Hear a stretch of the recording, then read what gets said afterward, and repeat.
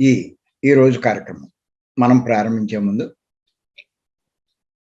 గురువు గారి పత్రిక గారికి ఒక్కసారి మనం ధన్యవాదాలు చెప్తూ ఈ కార్యక్రమం ప్రారంభిద్దాం. మనం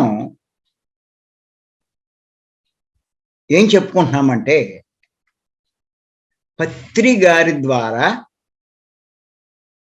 మనం పొందిన జ్ఞానం గురించి చెప్పుకుంటున్నాం. అంటే మనం పత్రి గారి మార్గంలోకి వచ్చాక ఎంతో కృషి చేస్తున్నాం. ఏమిటి? ప్రతిరోజు ధ్యానం చేస్తున్నాం, అవకాశం మేరకు పుస్తకాలు చదువుతున్నాం, ఇలాంటి సాంగత్యం చేస్తున్నాం, కొన్ని సేవలు చేస్తున్నాం, ఇలా నిత్యము చేస్తున్నాం. దేనికోసము అంటే మన జ్ఞానం పెంచుకోవడం. సరే, మన జ్ఞానాన్ని మనం పెంచుకునే ప్రయత్నం మనం చేస్తున్నాం. మరి ఇలా చేసినప్పుడు మన జ్ఞానం పెరిగిందా లేదా, ఇది ఎలా తెలుస్తుంది? అది ముఖ్యం చాలా మందికి. అది దేని బట్టి తెలుస్తుంది అంటే మన ప్రవర్తన బట్టి తెలుస్తుంది. ఇది చాలా ముఖ్యం, గుర్తుపెట్టుకోండి. మీ జ్ఞానం పెరిగిందా లేదా అన్నది దేన్ని బట్టి తెలుస్తుంది అంటే మీ ప్రవర్తన బట్టి తెలుస్తుంది. చూసుకోండి మీ ప్రవర్తన ఎలా ఉండాలి. మళ్ళీ అదో డౌట్ వస్తుంది. ఎలా ఉండాలో అదే పత్రి గారు మనకి ఎన్నో రకాలుగా చెప్తున్నారు, ఎన్నో విషయాలు చెప్తున్నారు. మనకి కిందటి సంవత్సరం లాక్డౌన్లో 100 ఎపిసోడ్లు చెప్పారు, రోజుడిచి రోజు. అందులో 70-80% ఆత్మజ్ఞాని యొక్క ప్రవర్తన ఎలా ఉండాలి అన్నది చెప్పారు. అలా మార్చుకోవడానికి మనం ప్రయత్నం చేయాలి, కృషి చేయాలి. ఆ రకంగా మారితే నిజంగా మనం చాలా గొప్పవాళ్ళమే. ఈ మార్గంలోకి వచ్చి నిజంగా మనం చెయ్యవలసింది చేస్తున్న వాళ్ళమే, నిజంగా అదృష్టవంతులమే. ఆ రకంగా కొద్దిగా మనలో మార్పు వచ్చినా, మన ప్రవర్తన కొద్దిగా అలా ఉన్నా మనం అదృష్టవంతులమే, నేను ఖచ్చితంగా చెప్తున్నాను. ఇంకా ఎంత ఎక్కువగా ఉంటే మనం అంత గొప్పవాళ్ళం. ఇది ప్రతి ఒక్కళ్ళు గుర్తుపెట్టుకోవాలి. ఈ మార్గంలోకి వచ్చిన మనము పత్రి గారు చెప్పినట్టు ఆ రకంగా మన ప్రవర్తన మారుతూ ఉంటే కావాల్సింది ఇంకేం లేదు. సరైన మార్గంలో సరైన విధంగా మనం పయనిస్తున్నాం, సాధన చేస్తున్నాం. అది అంచేత ఒక విషయం మీద మనం చెప్పుకుంటున్నాం. ఏమిటంటే ఆ విషయం, ఆత్మజ్ఞానికి అన్నిటి గురించి అవగాహన ఉంటుంది అని.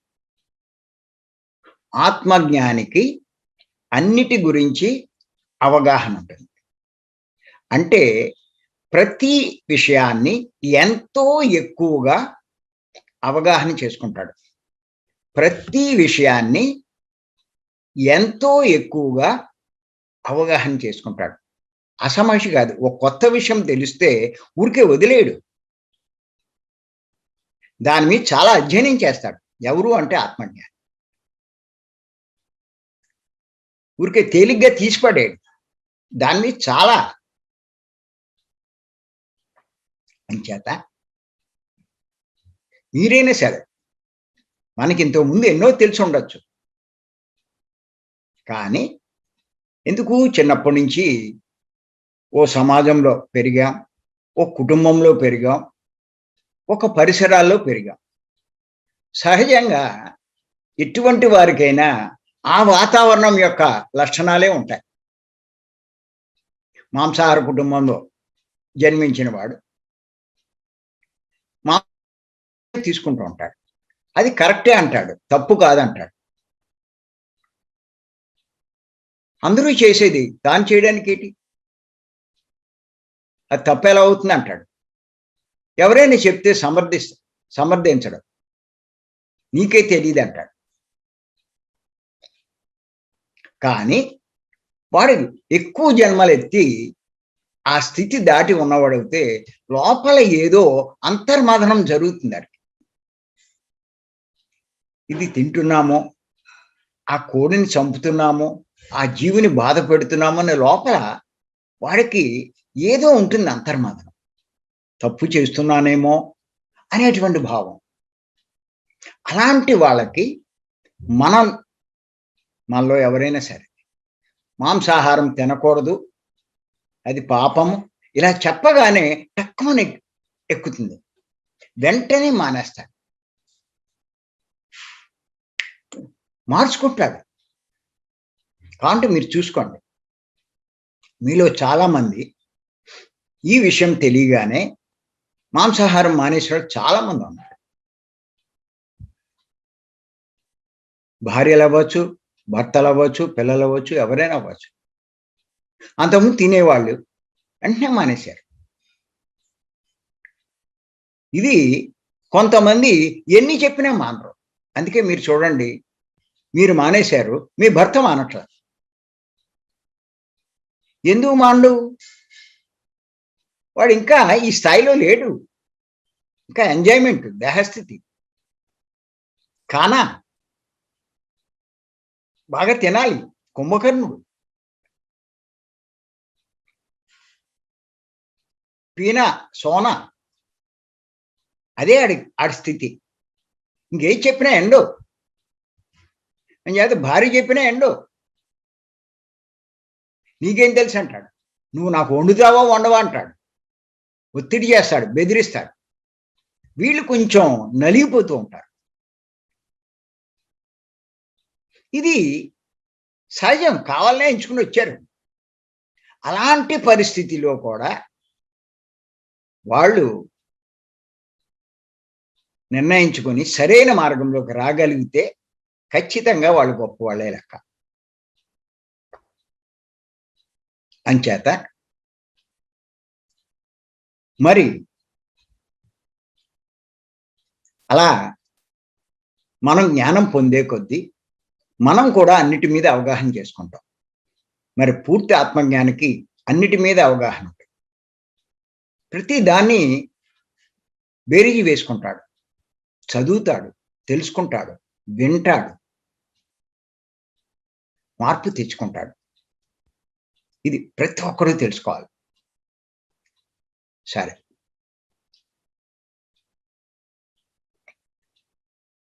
ఈరోజు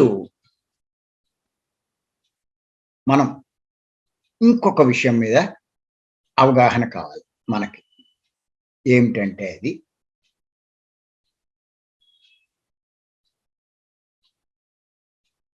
మొదట్లో తెలుసుకున్నాం, నేను దేహం కాదు ఆత్మను అని.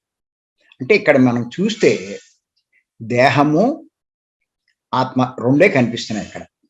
మీరు గమనించుకోండి, ఎంతసేపు దేహము ఆత్మ అంటున్నాం. ప్రతి విషయాన్ని చాలా కూలంకషంగా లోతుగా మనం ఒక రకంగా చెప్పాలంటే రీసెర్చ్ చేయాలి.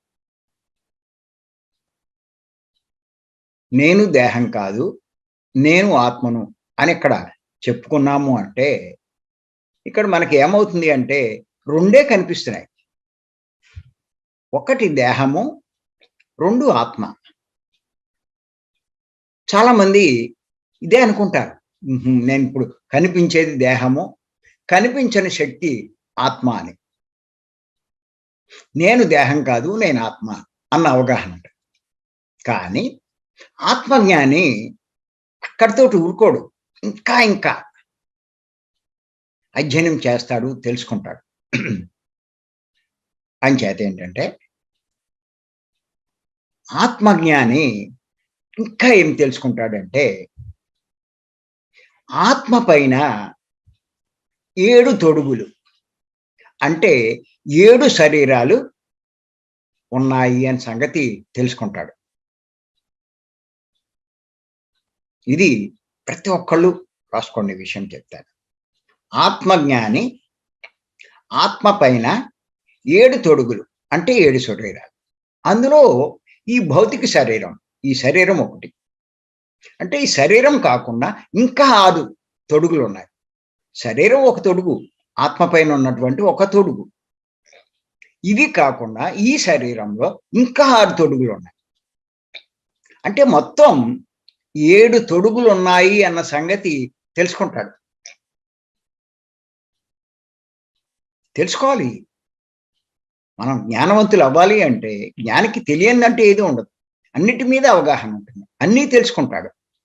కొన్ని తెలుసుకుంటే, కొన్ని తెలియకపోతే అది పూర్ణ జ్ఞానం కాదు. ఒక్కొక్కటి తెలుసుకుంటూ ఉంటే, అప్పుడు మనం పూర్ణ జ్ఞానులు అవుతాం. అందుకే ఈ విషయాలన్నీ చెప్తున్నాను నేను. తెలుసుకోవాలి. నేను తెలుసుకున్నాను పత్రిక ద్వారా. అంతకుముందు నాకు తెలీదిది. అసలు ఆత్మ అన్న సంగతే తెలీదు. తర్వాత తెలిసింది ఆత్మ శరీరం. తర్వాత ఇంకోటి తెలిసింది. 7 శరీరాలు మొత్తం అని. ఒక్క శరీరం కాదు. ఆశ్చర్యపోయాను నేను. 7 శరీరాలేంటి అని. ఓ రోజు అడిగాను నేను పత్రికని. ఏమండి 7 శరీరాలు అంటున్నారు కదా! ఏంటి? ఏ శరీరంతో ఏం చేస్తాం? ఏంటి? ఇయన్నీ కొంచెం చెప్పండి అంటే చెప్పారు పాపం ఫోన్‌లో అడిగితే. ఒక్కో శరీరం గురించి చెప్తున్నారు. అప్పుడు సార్‌ని అడిగాను. ఒక్క నిమిషం ఆగండి నేను రాసుకుంటాను ఇయన్నీ. అంటే అప్పుడు ఆయన తెలుసుకుంటావు లేవయ్యా అని చెప్పి వరుస పెట్టి అన్నీ చెప్పేయడం జరిగింది. కానీ అక్కడితోటి నాకు ఇంకా పూర్తిగా అర్థం కాల. అప్పుడు మళ్ళా పుస్తకాలు, సార్ యొక్క సందేశాలు ఇయన్నీ వింటూ వాటి గురించి చాలా డీటెయిల్డ్‌గా తెలుసుకోవడం మొదలెట్టాను. ఒక్కోటి అవగాహనలోకొచ్చింది. ఇది చాలా ఉపయోగపడింది నాకు. ఈ శరీరాల గురించి తెలుసుకోవడం నాకెంతో ఉపయోగపడింది. ఎంచేతంటే పత్రి గారు మనకి ఏమని చెప్తారంటే, మరణించక ముందే మరణించాలంట. అంటే మనం మరణించక ముందే మరణించాలంటే, జీవించి ఉండగానే చనిపోవాలంటారు. ఇది కొంచెం కన్‌ఫ్యూజన్‌గానే ఉంటుంది గానీ, ఇది కరెక్ట్ ప్రతి వాళ్ళు చేయవలసిన పనిది. అంటే మరణించిన తర్వాత జరిగేది మరణించక ముందే తెలుసుకోవాలి. అంటే జీవించి ఉండగానే తెలుసుకోవాలి. అది దానర్థం. అంటే మరణించిన తర్వాత ఏం జరుగుతుంది? ఎక్కడెక్కడికి వెళ్తాం? ఊరికే ఆత్మ ఒక్కటే వెళ్ళదు. గుర్తెట్టుకోండి. ప్రతి ఒక్కళ్ళు ఏమనుకుంటారంటే, ఆత్మ ఒకటే ఎళ్తుందనుకుంటారు. ఈ 7 తొడుగులున్నాయి. ఇందులో కొన్ని ఇక్కడ వదిలేస్తాం. కొన్నిటితో పైకి వెళ్తాం. ఆ పైన కూడా మనకుండే శరీరాన్ని బట్టి మనం పొందే లోకం ఆధారపడుతుంది. ఇది తెలుసుకోవాలి చాలామంది. వీలవుతే మనం డీటెయిల్డ్‌గా దీని గురించి తర్వాత తెలుసుకుందాం. ఏదో ఇంకో క్లాస్‌లో. ఏ శరీరంతో ఏ లోకానికెళ్తాం? మళ్ళా ఎలా వస్తాం? మళ్ళా ఈ తొడుగులన్నీ ఎలా తొడుక్కుంటాం? ఇయన్నీ ఇంకొక క్లాస్‌లో చాలా డీటెయిల్‌గా మనం తెలుసుకుందాం. తెలుసుకోవాలి. ఆత్మజ్ఞానికి తెలియనిదంటూ ఏమీ ఉండదు. సమస్తము తెలుసు. పూర్ణ జ్ఞాని అంటే సమస్త సృష్టి గురించి తెలుసుకున్నవాడు. పత్రిక గారు అదే చెప్తాడు. వాడే బ్రహ్మజ్ఞాని అంటారు. అంచేత అన్నీ తెలుసుకుందాం మనం. అనుభవాలు, లాభాలు ఎందుకు మీకు? ఏం చేస్తారు? దేహలాభం రోగం తగ్గింది. ఇంకో రోగం రాదా? ఇవాళ ఏదో అనుభవం వచ్చింది. అదేం పెద్ద గొప్పేంటి? ఏం చేసుకుంటారు అనుభవం? చాలా మంది ఆటిల మీద దృష్టి పెడుతున్నారు. ఆ మాస్టర్‌లు అయి చెప్తూ ఉంటే, వీళ్ళు ఆటి మీద ఆసక్తి చెప్పి, ఆ అనుభవాలొస్తే ఎదుగుతున్నట్టు అనుకుంటారు. అనుభవాలు కాదండి. మీ జ్ఞానం పెరిగితే మీరు ఎదుగుతున్నట్టు. ఈ విషయం రాసుకోండి. అనుభవాలు వస్తే ఎదిగినట్టు కాదు.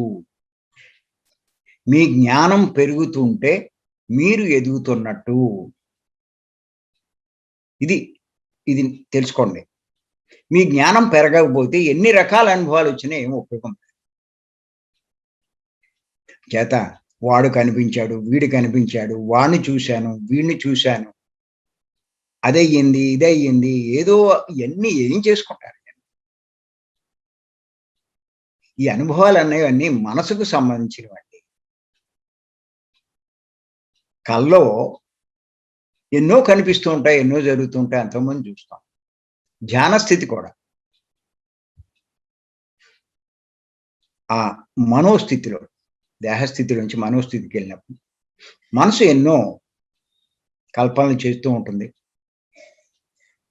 ధ్యానంలోనూ అంతే, కలలోనూ అంతే. అదే నిజంగా మనకు వచ్చిన అనుభవం అనుకుంటాం.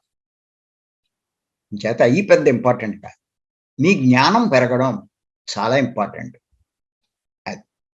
సరే. ఇప్పుడేం తెలుసుకున్నాము అంటే, ఆత్మజ్ఞాని ఆత్మ పైన 7 తొడుగులు ఉన్నాయి అని తెలుసుకుంటాడు. అంటే 7 శరీరాలు. వాటి గురించి ఇప్పుడు నేను చెప్తాను. రాసుకోండి చెప్తాను. ఇది మధ్య మధ్యలో మీరు చదువుకుంటూ ఉండాలి. ఏదైనా ఒక సబ్జెక్ట్ దీనికి సంబంధించి వచ్చినప్పుడు, మీరు ఏదైతే ఇందులో రాసుకున్నారో, దాన్ని ఎదురుగుండా పెట్టుకుని ఆ సబ్జెక్ట్ వినండి. పత్రి గారు చెప్పినా, నేను చెప్పినా మీకు బాగా అర్థమవుతుంది. నేను చెప్తున్నాను. లేకపోతే ఏమి అర్థం కాదు. కారణ శరీరం అంటారు, నిర్వాణమయ శరీరం అంటారు. ఇలాగ ఏయో చెప్తూ ఉంటే మీకేం అర్థం కాదు. ఎప్పుడైతే మీరు ఇప్పుడు నేను చెప్పిన దాన్ని రాసుకుని, ఇక్కడేంటంటే కాసేపు శరీరాలంటారు, కాసేపు కోశాలంటారు, కాసేపు ఇంగ్లీష్‌లో చెప్తారు. ఏదేంటో మనకు కన్‌ఫ్యూజన్. మీకు ఈ కన్‌ఫ్యూజన్ లేకుండా ఉండాలి అంటే, ఇప్పుడు నేను చెప్పినయి రాసుకొని, నోట్ చేసుకొని, ఎక్కడ ఎవడు ఏది చెప్తున్నా వెంటనే ఆ పేజీ తీసి కొంచెం పెద్ద అక్షరాలతో ఖాళీగా రాసుకోండి. అర్థమయ్యే రీతిలో రాసుకోండి. మిమ్మల్ని ఎడ్యుకేట్ చేయడానికి ఇదంతా నేను చేస్తున్నాను. నేను చేసిన పనే మీకు చెప్తున్నానండి. అంతకుముందు నాకు కన్‌ఫ్యూజనే. ఎవరైనా ఏదైనా చెప్తూ ఉంటే, మరి విజ్ఞానమయ కోశం అంటే ఏంటో అర్థమయ్యేది కాదు మొదట్లో. ఆనందమయ కోశం అంటే ఏంటో అర్థమయ్యేది కాదు. అలాగే mental body, causal body, spiritual body ఇలా కూడా ఏదైనా అంటే నాకేం అర్థమయ్యేది కాదు. కొంచెం కన్‌ఫ్యూజన్ అయ్యేవాడిని.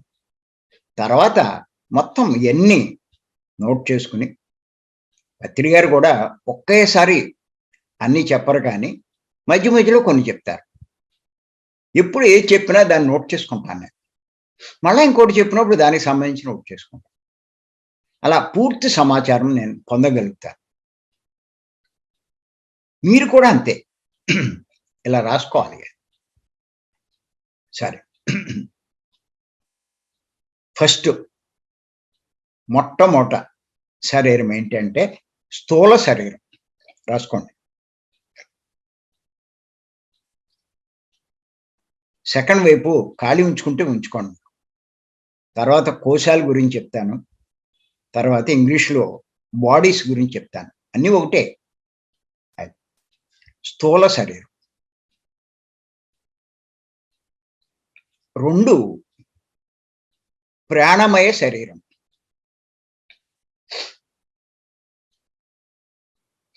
దీన్నే కాంతి శరీరం అంటారు. ప్రాణమయ శరీరం లేకపోతే కాంతి శరీరం.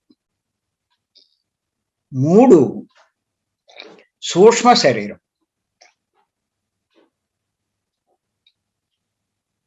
లేకపోతే మనోమయ శరీరం. ఏదన్నా ఒకటే. మీకు ఒక్కొక్క చోట ఒక్కొక్కడు అది వాడతాడు, ఒక్కొక్కడు ఇది వాడతాడు. మీరేం కంగారు పడిపోక్కర్ల. చాలా క్లారిటీ వస్తది. నేను చెప్పే విషయాలు జాగ్రత్తగా. ప్రతి విషయాన్ని చెప్పేసి వెళ్ళిపోయి కన్‌ఫ్యూజన్‌లో పెట్టను నేను. మీకు క్లారిటీ రావాలి. మీరు సరిగ్గా దృష్టి దాని మీద పెట్టి వింటూ ఉంటే ఎంత క్లారిటీ వస్తుందంటే అంత క్లారిటీ వస్తది నా సబ్జెక్ట్‌లో. నేను ఇంచుమించు ఒక ఏడాది నుంచి చెప్తున్నాను. చెప్పింది చెప్పకుండా చెప్తున్నా. అంటే తెలుసుకోవాల్సింది ఎంతుందో అర్థం చేసుకోండి.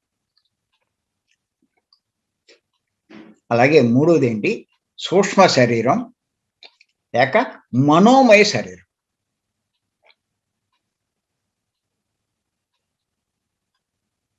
4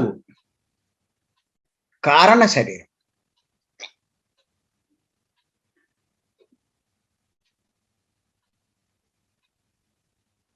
5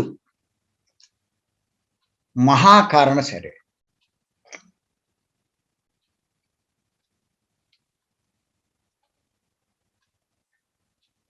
6 విశ్వమయ శరీరం.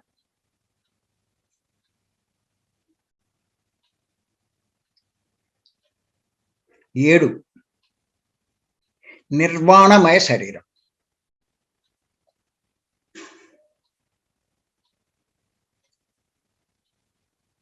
'ఇంకోసారి చెప్తున్నా. స్థూల శరీరము, ప్రాణమయ శరీరం లేకపోతే కాంతి శరీరము, సూక్ష్మ శరీరము, మనోమయ శరీరం, కారణ శరీరము, మహాకారణ శరీరము, విశ్వమయ శరీరం, నిర్వాణమయ శరీరం. ఆత్మ పైన ఇన్ని తొడుగులు ఉన్నాయి, గుర్తుపెట్టుకోండి. ఇవన్నీ ఆత్మ పైన ఉన్నటువంటి తొడుగులు అంటే శరీరాలు. వీటినే, ఈ శరీరాలనే శంకరాచార్య వారు కోశాల కింద పేర్కొన్నారు. అందుకే మనకి కొన్ని సబ్జెక్టులు అర్థం కావండి. ఒక్కొక్క జ్ఞాని వాడి స్థాయిలో వాడు ఆ పదాలు వాడతాడు. వీడు వాడే పదము వాళ్ళు వాడే పదం వేరు. వాడు చెప్పింది వీడు చెప్పింది తేడా అనుకుంటాం. కానీ వారి భాషలో వాళ్ళు మాట్లాడేది వేరు. ఇది అర్థం కావాలి అంటే మన జ్ఞాన పరిధి పెంచుకోవాలి. అప్పుడు లేదంటే చాలా కన్ఫ్యూజన్లో పడిపోతూ ఉంటాం. కొన్ని అర్థం కావు కూడా. మనం ఏ పదాలు అయితే తెలుసుకుంటామో పదాలతో అవతల వాడు చెప్తే మనకు అర్థమవుతుంది. వాడు ఇంకో కొత్త పదం చెప్తే మన కన్ఫ్యూజన్ అయిపోతాం. అంచేత ఎంత తెలుసుకుంటే అంత బాగా అర్థమవుతుంది ప్రతి ఒక్కళ్ళు చెప్పేది. సరే, ఇప్పుడు శంకరాచార్య వారు చెప్పేటువంటి కోశాలు రాసుకోండి, చెప్తాను. ఫస్ట్, స్థూల శరీరము అంటే అన్నమయ కోశం.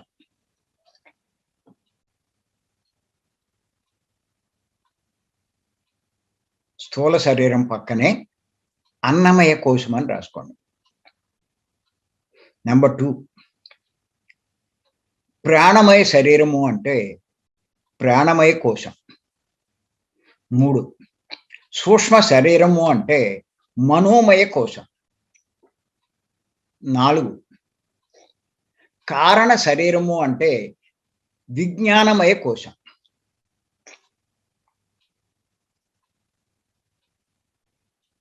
5, మహాకారణ శరీరము అంటే ఆనందమయ కోశం.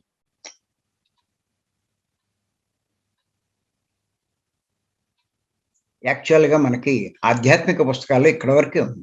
కానీ మరి పత్రి గారి వల్ల ఇంకా తెలుసుకున్నాం మనం, ఇంకా సూక్ష్మమైన విషయాలు. ఇంచేతంటే పత్రి గారు ఏ స్థాయిలో ఉన్నారో దాన్ని బట్టి మీరు అర్థం చేసుకోండి. ఎవ్వరూ చెప్పలేని విషయాలు ఆయన చెప్తున్నారు అంటే అసమస్య కాదు. పత్రి గారు తక్కువ అంచనా వేయకండి. దీని తర్వాత ఈ 2 ఎవరు చెప్పలా, 5 తొడుగులే చెప్పారు. ఇంకా 2 ఉన్నాయని చెప్పి పత్రి గారు చెప్పారు.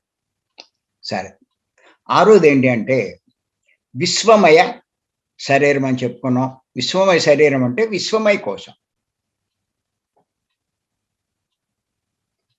7వది నిర్వాణమయ శరీరము అంటే నిర్వాణమయ కోశం.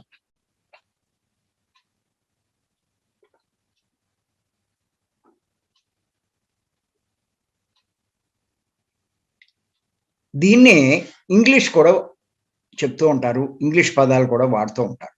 అది కూడా కొంత మనకు అవగాహన ఉంటే, ఏదేంటో తెలిస్తే, ఏది వింటున్నా మనకు తేలిగ్గా అర్థమవుతుంది.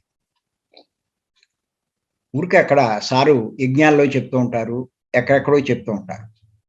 చెప్పినప్పుడు ఊరికే అక్కడ కూర్చుని ఉంటే అర్థం కాదు. కానీ ఈ అవగాహన మనకుంటే ఖచ్చితంగా మనం బాగా ఆయన చెప్పిన సబ్జెక్టు బాగా అర్థం చేసుకుంటాం. నేను నా 40 పుస్తకాల్లో జ్ఞాన కుసుమాలు అనే బుక్ ఉంది. మీకు చెప్తున్నాను నేను. మీరు ఆ పుస్తకం మీరు తీసుకుంటే మొత్తం సెట్ తీసుకున్న వాళ్ళకి అన్నీ దొరుకుతాయి. ఏయో పనికిరాని కావు. నేను రాసిన బుక్స్ చాలామంది ఈనియా అని చెప్పి అనుకుంటారు. నేను ఎన్నో సేకరించి ఏది ఇంపార్టెంటో అవన్నీ ఇచ్చానండి అందులో.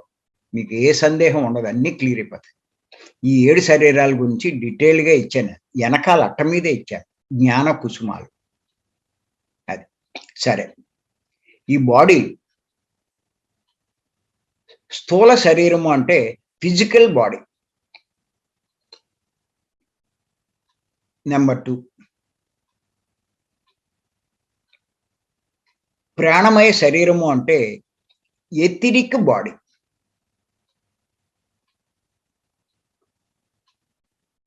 3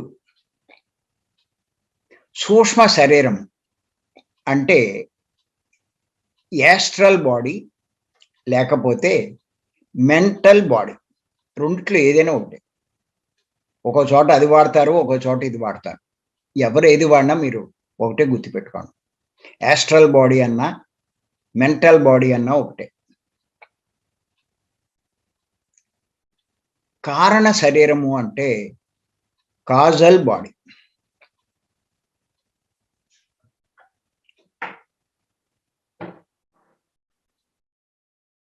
మహాకారణ శరీరము అంటే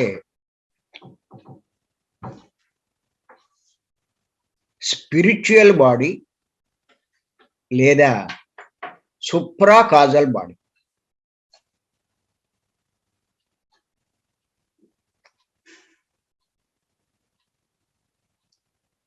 విశ్వమయ శరీరము అంటే కాస్మిక్ బాడీ.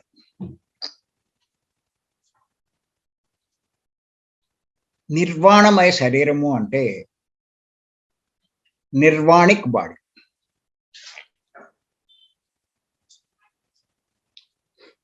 ఈ ఇంగ్లీష్లో పేర్కొన్నటువంటి ఈ పదాలు ఇంకొకసారి చెప్తాను. First physical body, second etheric body, దీన్ని ప్రాణమయ శరీరం అంటారు. ఒక చోట అది ఉపయోగిస్తారు, ఒక చోట ఇది ఉపయోగిస్తారు. యాస్ట్రల్ బాడీ అన్నా మెంటల్ బాడీ అన్నా రెండు ఒకటే, గుర్తుపెట్టుకోండి. కాజల్ బాడీ స్పిరిచువల్ బాడీ అన్నా సుప్రా కాజల్ అన్నా ఒకటే. మహాకారణ శరీరం అన్నా సుప్రా కాజల్ అన్నా స్పిరిచువల్ అన్నా ఒకటే. 6 కాస్మిక్ బాడీ, 7 నిర్వాణిక్ బాడీ. ఇప్పుడు మొత్తం 7 శరీరాల గురించి చెప్పుకున్నాం. 7 తొడుగులు అనండి, 7 శరీరాలు అనండి, 7 కోశాలు అనండి, అన్నీ ఒకటే, మీరు గుర్తెట్టుకోండి. ఇదేదో కంగారు పడిపోవాల్సిన పనేమి లేదు, గుర్తుంచుకోండి. ఇక్కడ మొదటి శరీరాన్ని ఏమంటారంటే స్థూల శరీరము అంటారు.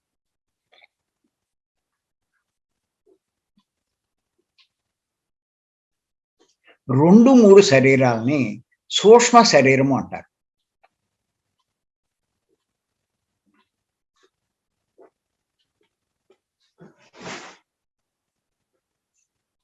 నాలుగు 5 శరీరాల్ని ఆధ్యాత్మిక పరిభాషలో కారణ శరీరం అంటారు.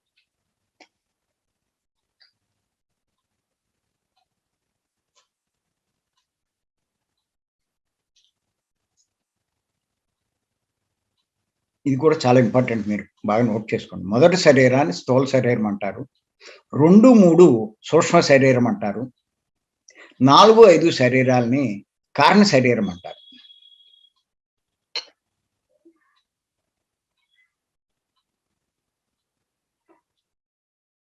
ఇంచేతంటే ఒక ఆత్మ పూర్ణాత్మ నుంచి విడిపడినప్పుడు, మూలాత్మ నుంచి కానీ పూర్ణాత్మ నుంచి కానీ విడిపడినప్పుడు ఏం చేస్తుందంటే ఈ 3 తొడుగులు ధరిస్తుంది. ఏమిటి అంటే కారణ శరీరం,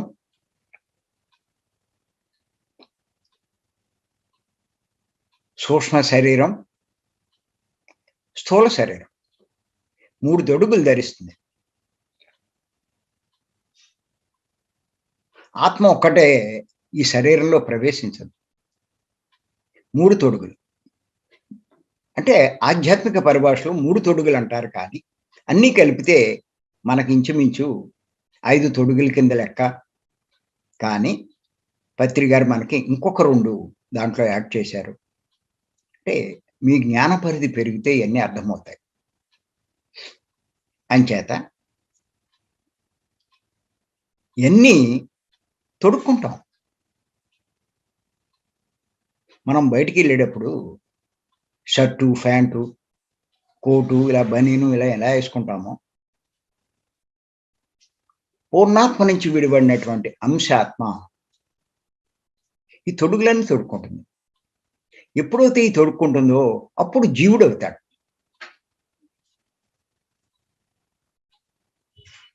తొడుగులు తొడుక్కోబోతే జీవాత్మ, తొడుగులు తడుక్కుంటే జీవుడు.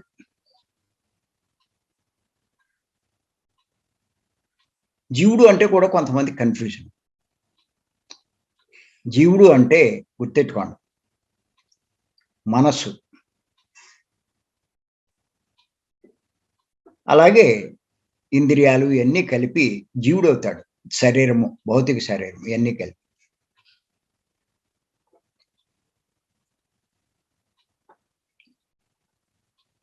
అంచేత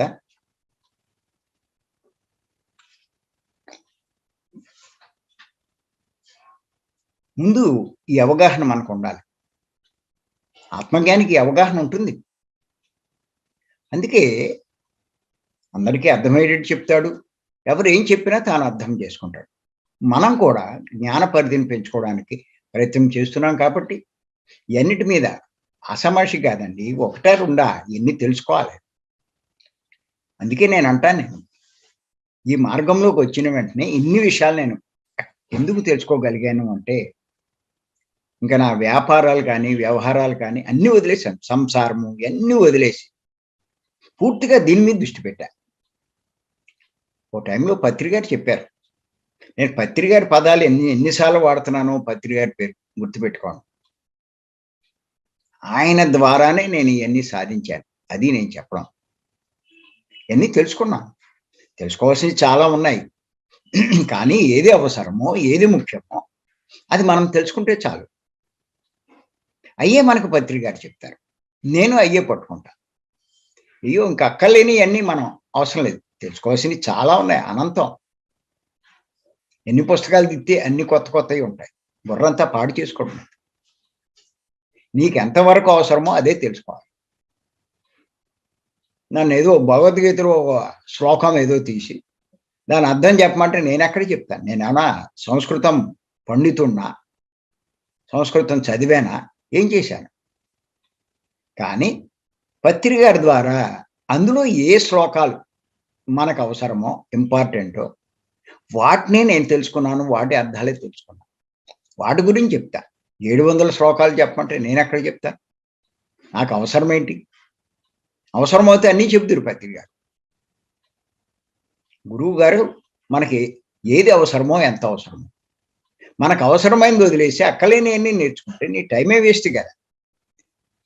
అవసరమైనవి తెలుసుకోవడానికి ఈ జన్మ సరిపోదే. అవసరం లేని కూడా తెలుసుకుంటే జన్మ వేస్ట్ చేసినట్టే కదా. గుర్తెట్టుకోండి. మీలో చాలా మంది అనుకుంటారు ఈయనకి మొత్తం అన్నీ తెలుసేమో అని. నాకు అవసరమైనవే తెలుసు. పత్రి గారి నుంచి మనము ఏది అవసరమని నేర్చుకుంటామో వాటి మీదే నేను దృష్టి పెడతాను. అక్కలేని మనకు అవసరం అది. అంచేత గుర్తుపెట్టుకోండి.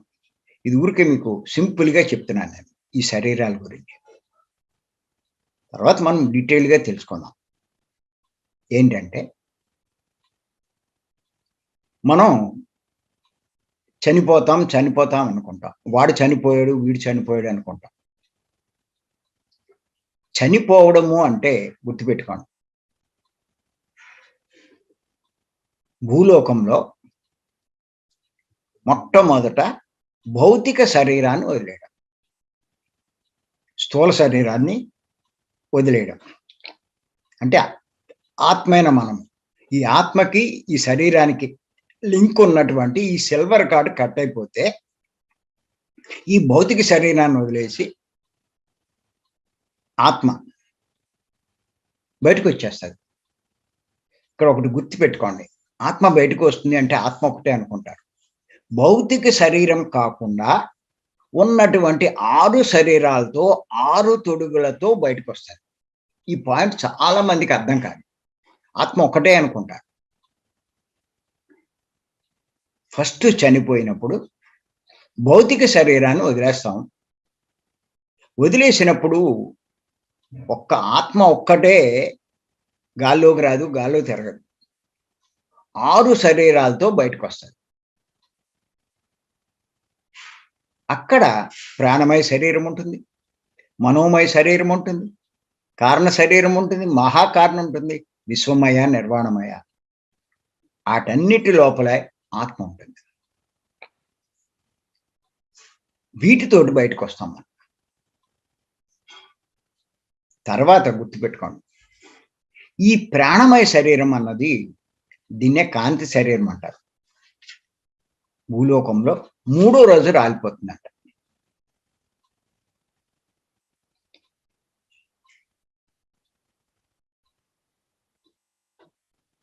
రెండు శరీరాలు పోయినాయి, ఇంకేముంది?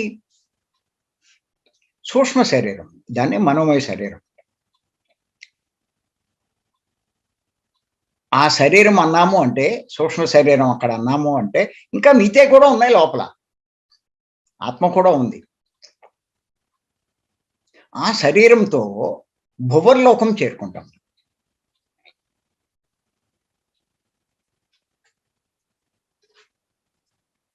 భూలోకాన్ని వదిలేసి భూవర్లోకం చేరుకుంటాం.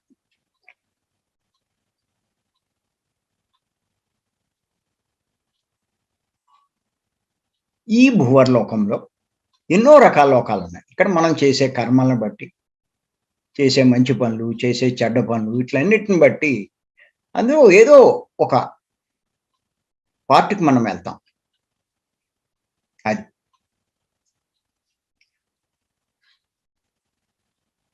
లేకపోతే అన్ని మనం పుణ్యాలు చేస్తే సువర్లోకానికి వెళ్తాం. అక్కడ కూడా ఎన్నో భాగాలు. అది దేంతోటి?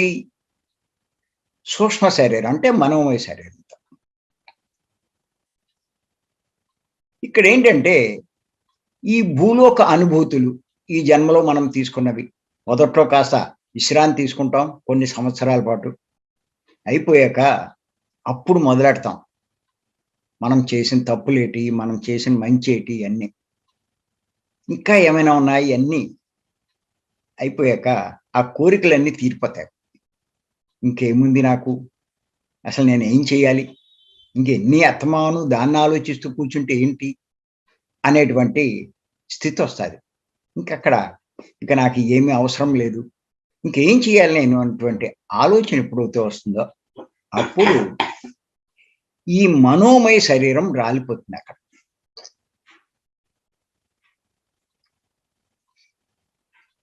భౌతిక శరీరం, ప్రాణమయ శరీరం భూలోకంలోనే రాలిపోతుంది. మనోమయ శరీరం భువర్లోకంలో కానీ సువర్లోకంలో కానీ రాలిపోతుంది. ఎప్పుడైతే అది రాలిపోయిందో తర్వాత ఇంకో శరీరం ఉంది. ఏమిటది? కారణ శరీరం. ఈ కారణ శరీరంతో మనం జనాలోకానికి చేరుకుంటాం. గుర్తుపెట్టుకోండి, జనాలోకం అంటే ఇంకా సూక్ష్మలోకం. ఆ లోకానికి చేరాలి అంటే ఈ మనోమయ శరీరంతో చేరలేరు, అది రాలితేనే అక్కడికి వెళ్తారు. ఈ భౌతిక శరీరంతో చేరుకోలేరు. అంచేత ఈ మనోమయ శరీరం కూడా రాలిపోయాక కారణ శరీరంతో జనాలోకానికి మనం వెళ్తాం. అక్కడ కూడా ఎన్నో లోకాలు ఉన్నాయి. సహజంగా సింపుల్గా చెప్పుకోవాలంటే అక్కడ కౌన్సిలింగ్లు జరుగుతాయి మనకి.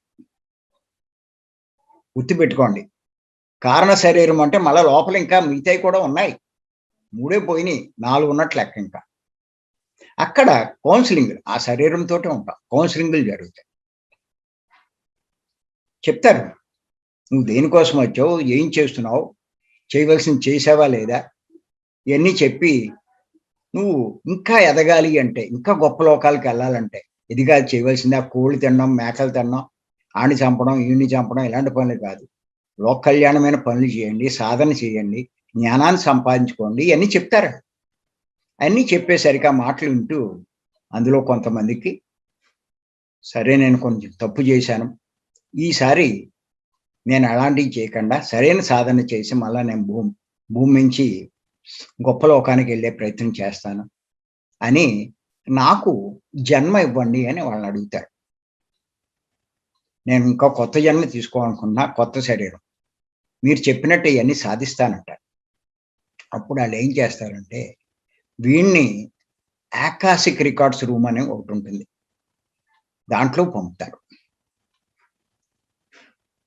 అక్కడ అన్నీ చూసుకుంటాడు.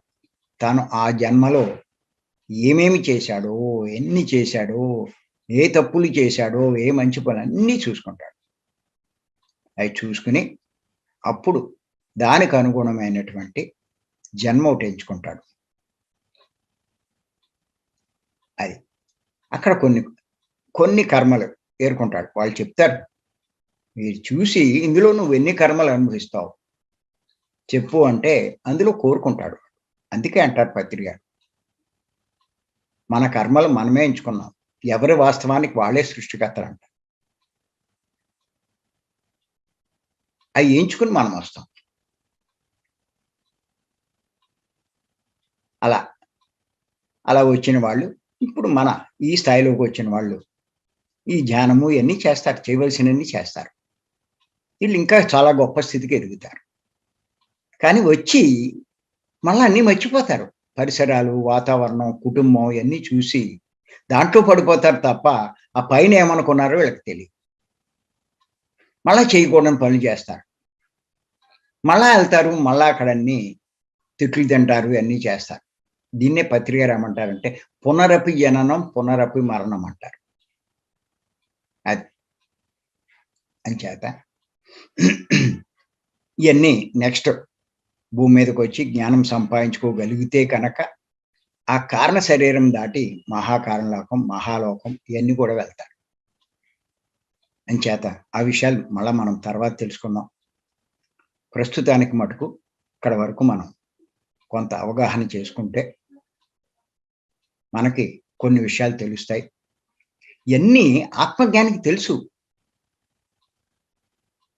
ఆత్మజ్ఞానికి అవగాహన ఉంటుంది. దానికి అనుగుణంగా జీవిస్తూ ఉంటాడు.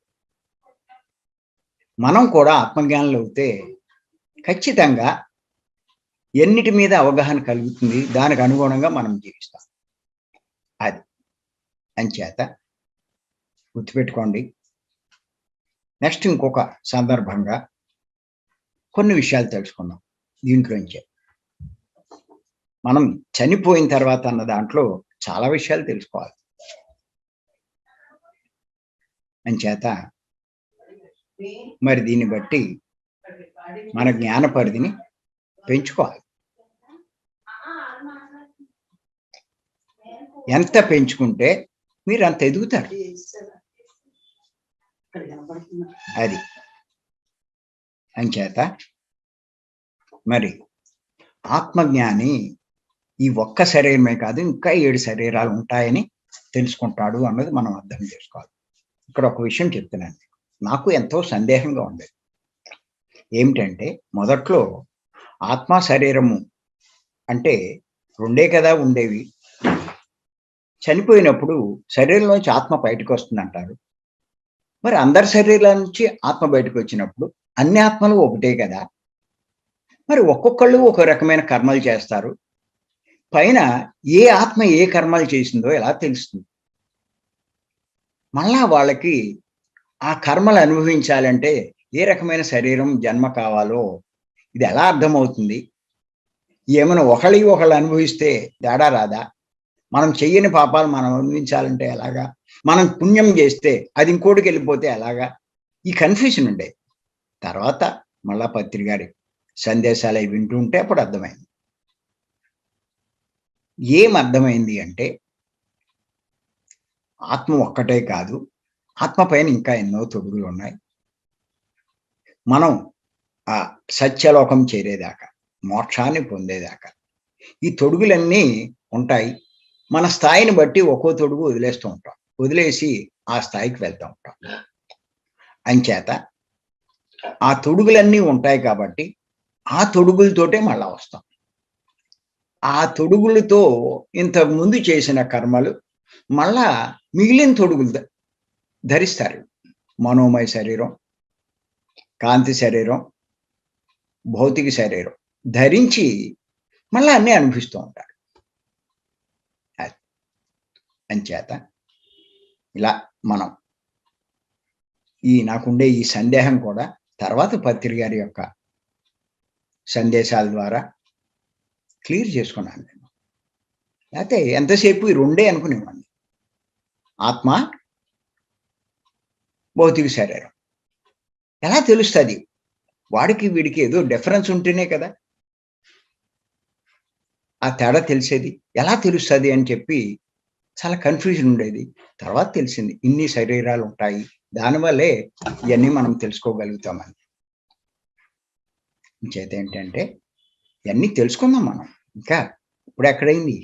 ఎన్ని విషయాలు తెలుసుకోవాలి, ఎంత తెలుసుకోవాలి మనం.